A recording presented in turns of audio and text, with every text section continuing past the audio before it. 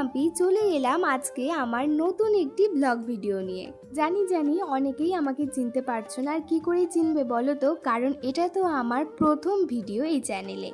আমি একজন হাউসওয়াইফ। আমার বড্ড ইচ্ছে আমার একটা নাম হবে, নিজের পায়ে দাঁড়াবো, সকলে আমার লাইফস্টাইল দেখতে ভালোবাসবে। যখনই এগুলো ভাবনা চিন্তা আমার মাথায় আসলো না, তখনই ভাবলাম যে একটা ইউটিউব চ্যানেল খুলে নিই। আমার পরিবার থেকে কিন্তু সবসময় আমার সাপোর্ট ছিল, তো আমি ভেবেছিলাম পরিবার থেকে যখন সাপোর্ট আছে অবশ্যই হয়তো আমি এগিয়ে যেতে পারবো।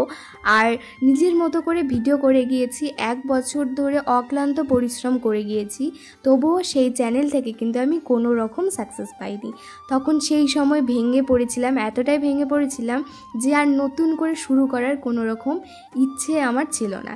ইচ্ছে বলবো কি, মানে আমি বুঝতে পারছিলাম না যে আমার কি করা উচিত। এই 1 বছর ধরে আমি কি করলাম। তখন কিছু মানুষ আমার পাশে এসে দাঁড়িয়েছিল, আর কিছু মানুষের আসল রূপও আমি দেখেছি।